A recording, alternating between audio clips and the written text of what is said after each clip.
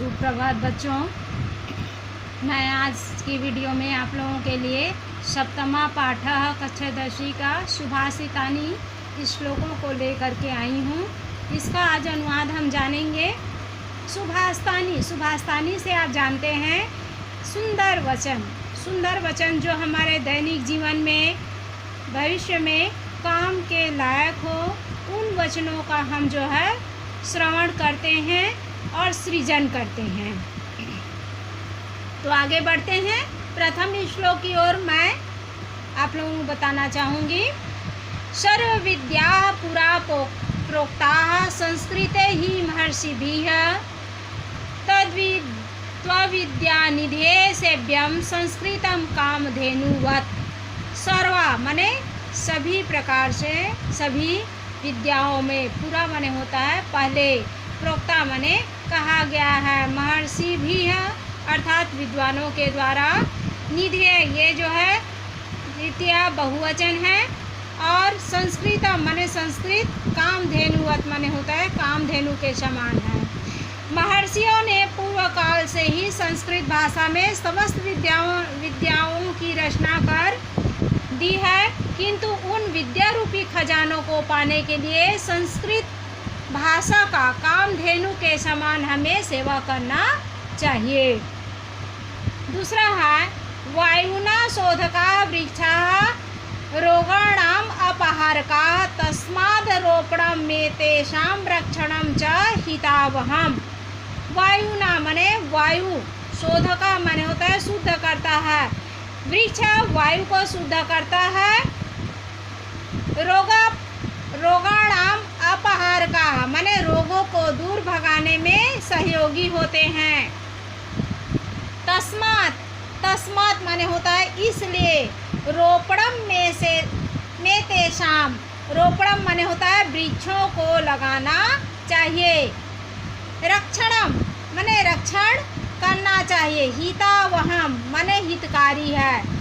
वृक्ष वायु को शुद्ध करते हैं और रोगों को दूर भगाने में सहयोगी होते हैं, इसलिए वृक्षों का रोपण और रक्षण मनुष्य प्राणी मात्र के लिए हितकारी है, अर्थात वृक्षों का लगाना हमारे लिए हितकारी होगा। त्वक् शाखा पत्र मूलश्च पुष्प फल रसादिभिः प्रत्यंग रूप कुर्वन्ति वृक्षा सदीभ्यः सम सदा। त्वक माने होता है वृक्षों की छाल को, त्वचा को कहा जाता है। संतों के समान वृक्ष अपनी शाखा का त्वचा, पत्ते, मूल, फल, रस आदि सभी अंगों से प्राणियों का उपकार करते हैं, अर्थात वृक्षों की पुष्प, फल, छाल, बीज ये सभी जो हैं हमारे लिए लाभकारी है। इन वनौषधि से ही हम जो है अपना आयुर्वेद का उपचार करते हैं, इसलिए है ये बताया गया है श्लोक के माध्यम से। संतों के समान वृक्ष हमारी त्वचा, शाखा, पत्ते, पुष्प, फल, रस आदि सभी अंगों से प्राणियों का उपकार करते हैं। नीचे आ जाते हैं। केषाञ्चिदपि वस्तूनां गम्यते संगीना गुणाः वैद्या नापित नृणाम हस्तेषु छुरिका यथा। अर्थात यहाँ पर छुरिका माने होता है चाकू।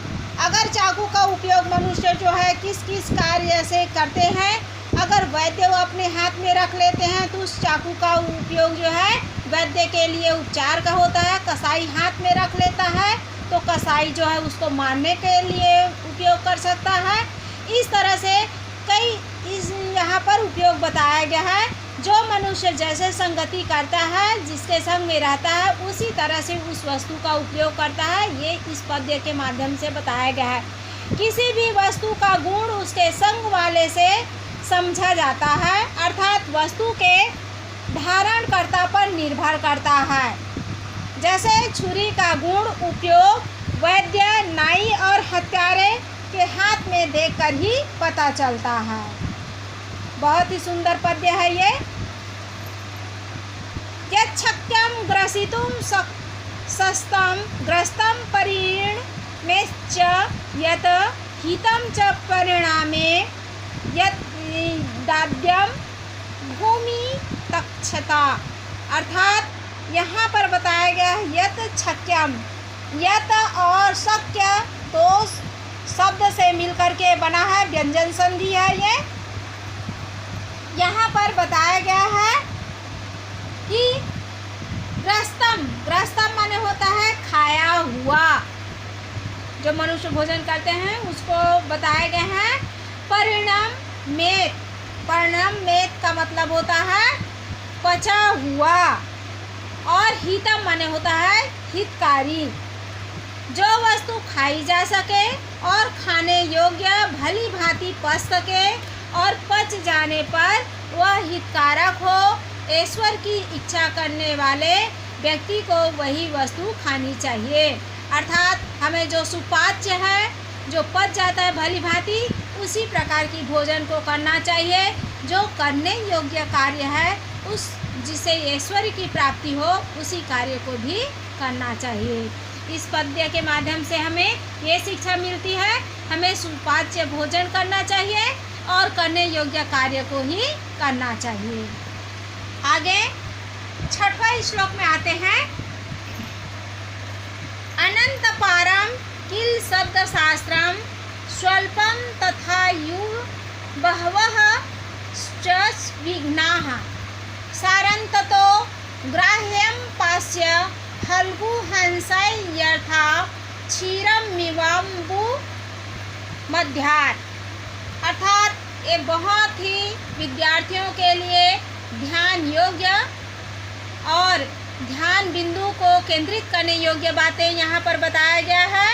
अनंत पारम, जिसका अनंत बहुत ही अनिश्चित है, अर्थात निश्चित नहीं है। शब्द शास्त्र का पार किसी कहीं निश्चित नहीं है, अर्थात अनंत पारम किल शब्द शास्त्रम दिया है, शब्द का सार कहीं निश्चित नहीं है। स्वल्पम तथा आयु बहवश्च विघ्नाः, मनुष्य की आयु कम है, इसलिए सार को ग्रहण करना चाहिए। सारंततो ग्राह्यम पास्य फल्गु, अर्थात सारहीन को उसी प्रकार छोड़ देना चाहिए। बेकार, बेकार है, फल्गु माने होता है व्यर्थ, बेकार। हंस यथा, जैसे हंस, क्षीरम अम्बु मध्यमायात, अर्थात क्षीर माने होता है दूध, जिस प्रकार हंस जल और दूध को एक साथ मिश्रण कर देने के बाद हंस केवल जल को छोड़ देता है, दूध को ग्रहण कर लेता है, उसी तरह से विद्यार्थियों को चाहिए कि हमें जो है, हमारा आयु जो है बहुत ही कम है, विद्या ग्रहण करने के लिए शास्त्रों की सीमा नहीं है, अर्थात शब्द शास्त्रों का पार नहीं पाया जा सकता। जो सार ग्रहण करने योग्य विद्याएं हैं, उन विद्याओं को हमें ग्रहण करना चाहिए। शस्त्र हस्ता न ही हता रिपुवा भवन्ति, प्रज्ञा हतास्तु रिपुवः सुहृता भवन्ति। शस्त्रं निहन्ति पुरुषस्य शरीरमेकं, प्रज्ञा कुलञ्च विभुवञ्च यशश्च हन्ति। शास्त्रों से मारे गए शत्रु नहीं मरते, परंतु बुद्धि से मारे गए शत्रु वास्तव में मर जाते हैं। शस्त्र से शत्रु मरकर मात्र शरीर ही उसका नष्ट होता है, परंतु बुद्धि से उसका वंश, कुल, वैभव, यश आदि सब कुछ नष्ट हो जाता है। दिनांते पिबेत दुग्धम, निशांते च पिबेत पयः, भोजनांते पिबेत तक्रम, किम वैद्याश्च प्रयोजनम। दिन के अंत में हमें दूध पीना चाहिए, रात्रि के अंत में जल पीना चाहिए, भोजन के अंत में छाछ पीना चाहिए। ऐसा करने से हमें वैद्य की आवश्यकता नहीं है। आचार्य पादमादत्ते पादम शिष्य स्वमेधया, कालेन पादमादत्ते पादम सब ब्रह्मचारिणी भी है। ये भी बहुवचन है, पुल्लिंग बहुवचन तृतीया। शिष्य अपने जीवन का एक भाग अपने आचार्य से सीखता है, एक भाग अपनी स्वयं की बुद्धि से सीखता है, और एक भाग समय से सीखता है, तथा एक भाग वह अपने सहपाठियों से सीखता है।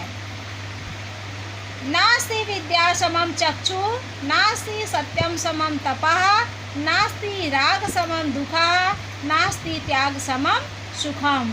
विद्या के समान कोई नेत्र नहीं है, सत्य के समान कोई तप नहीं है, राग के समान कोई दुख नहीं है और त्याग के समान कोई सुख नहीं है। इसलिए सभी परिस्थितियों में हमें समान रहना चाहिए और धैर्य के साथ कार्य करना चाहिए।